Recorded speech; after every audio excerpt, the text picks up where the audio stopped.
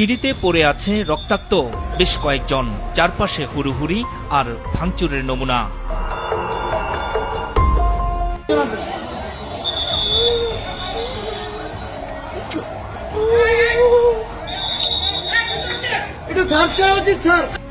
গাজীপুরে সাবেক মন্ত্রী আকম মোজাম্মেল হকের বাড়িতে লুটপাট ঠেকাতে গিয়ে আওয়ামী লীগ নেতাকর্মীদের হামলায় অন্তত ৩০ জন আহত হয়েছেন। আমি যখন এই নিউজটি রেকর্ড করছি আমি জানি না যে এই মুহূর্তে গাজীপুরে কি চলছে, তবে আমি যখন রেকর্ড করছি গাজীপুরে রণক্ষেত্র পরিস্থিতি তৈরি হওয়ার মতন অবস্থান তৈরি হচ্ছে। আপনারা জানেন যে গাজীপুরে মুক্তিযোদ্ধা মন্ত্রী আকম মোজাম্মেল হকের বাড়ি ভাঙচুর করতে যাওয়ায় স্থানীয় লোকাল আওয়ামী লীগ এবং জনগণ বা গ্রামবাসী এলাকাবাসী ডাকাত পড়ছে বইলা এই বাড়িকে ঘেরাও করে বৈষম্য বিরোধী ছাত্র আন্দোলনের অনেক নেতাকর্মীকে অনেক মারছে, প্রচুর মারছে। ৩ জন প্রায়। আসসালামু আলাইকুম রাহমাতুল্লাহ। দর্শক, এই মুহূর্তে সারা বাংলাদেশ জুড়ে সবচাইতে আলোচিত, সমালোচিত এবং ভাইরাল খবর, সারা বাংলাদেশে আওয়ামী লীগ মার খেলেও এবারে গাজীপুর তার উল্টোটা দেখা গিয়েছে। দর্শক, আপনারা স্ক্রিনের পর্দায় দেখতে পাচ্ছেন তারা অর্থাৎ আওয়ামী লীগ দলে দলে মিছিলের মাধ্যমে প্রতিবাদ করতে শুরু করেছেন। এছাড়াও সবচাইতে আলোচিত এবং ভাইরাল খবর হচ্ছে ছাত্র ও সমন্বয়কদের, কিছু ছাত্র ও সমন্বয়কদের পিটিয়ে ইতিমধ্যে হসপিটালে পাঠিয়েছেন। তো দর্শক, আর বেশি কথা বলবো না, সম্পূর্ণ বিস্তারিত দেখার জন্য টিভি স্ক্রিনের পর্দায় চলে যাব ইনশাআল্লাহ। তবে তার আগে আপনাদের কাছে একটা অনুরোধ, আপনারা যদি আমাদের এই চ্যানেলটি এখনো সাবস্ক্রাইব না করে থাকেন তাহলে প্লিজ দয়া করে এই চ্যানেলটি সাবস্ক্রাইব করে সম্পূর্ণ ভিডিওটি দেখবেন। গাজীপুরে সাবেক মন্ত্রী আকম মোজাম্মেল হকের বাড়িতে লুটপাট ঠেকাতে গিয়ে আওয়ামী লীগ নেতাকর্মীদের হামলায় অন্তত ৩০ জন আহত হয়েছেন। এদের মধ্যে গুরুতর ৯ জনকে ঢাকা মেডিকেলে ভর্তি করা হয়েছে। বৈষম্য বিরোধী ছাত্র আন্দোলনের জেলা সমন্বয়ক আব্দুল্লাহ আল মাহিম জানান, আকম মোজাম্মেল হকের ধীরাশ্রমের বাড়িতে লুটপাট হচ্ছে এমন খবরে গতকাল ছুটে যান তারা।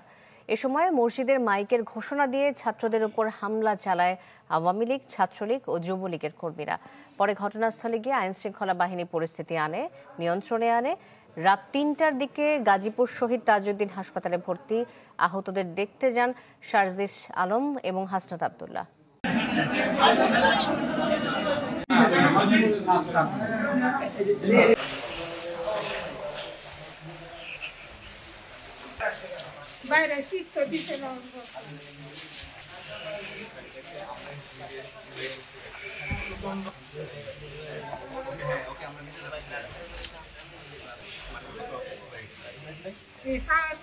হাতের মধ্যে কিফায়ের মধ্যে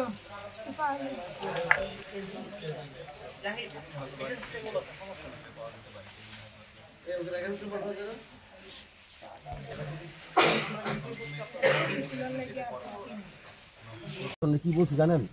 বলছি স্যার প্লিজ প্লিজ আপনাদের পায়ে ধরে আসেন। তারপরে কি বলে জানেন নাই? বলে তোমাদের লোকেশন কোনটা? এই হলো ভাই প্রশাসন, পুলিশের গাড়ি 4টা পাঠাইছে, 4 গাড়িতে এখন ছবি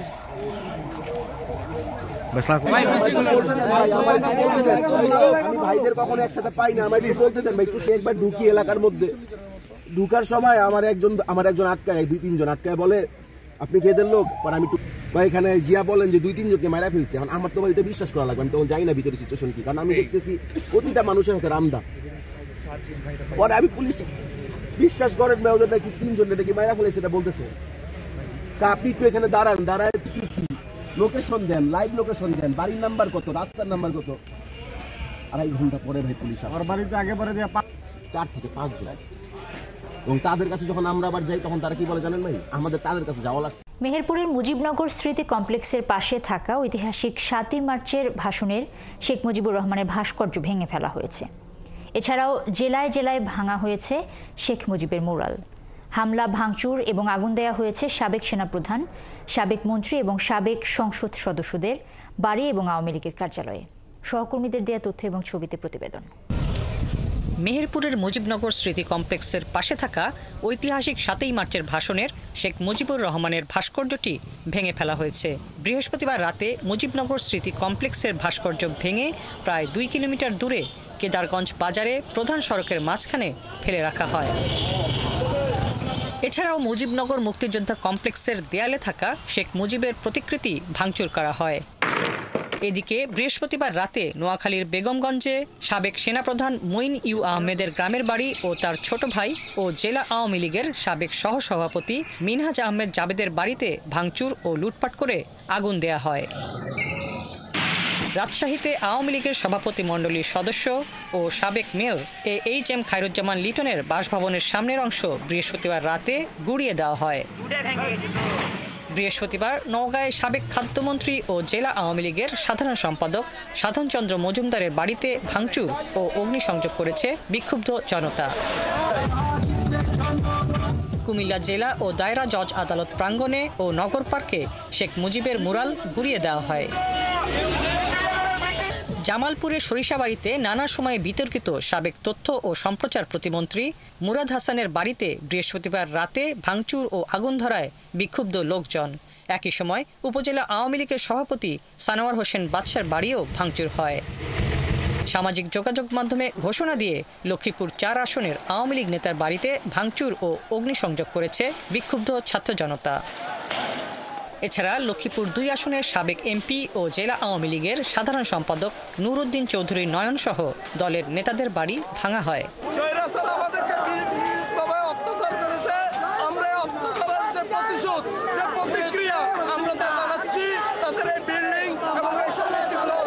হাতিয়াতে বৃহস্পতিবার রাত ২:৩০টার দিকে সাবেক এমপি মোহাম্মদ আলীর ২ বাড়িতে ভাঙচুর করে আগুন ধরিয়ে দেয় উত্তেজিত লোকজন।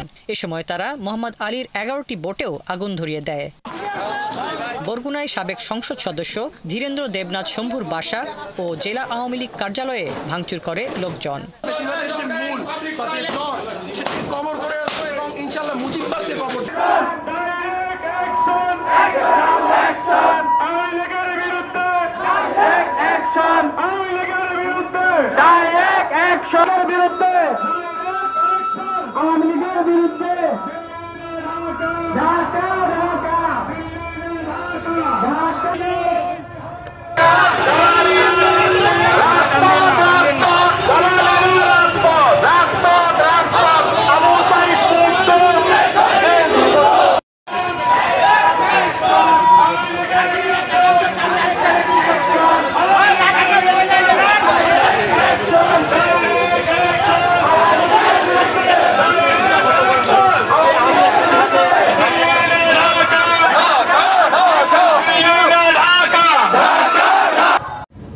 আমি যখন এই নিউজটি রেকর্ড করছি আমি জানি না যে এই মুহূর্তে গাজীপুরে কি চলছে, তবে আমি যখন রেকর্ড করছি গাজীপুরে রণক্ষেত্র পরিস্থিতি তৈরি হওয়ার মতন অবস্থান তৈরি হচ্ছে, যা আজকেই গাজীপুরকে দেখাই দিবে বা আওয়ামী লীগের উচিত শিক্ষা দিবে।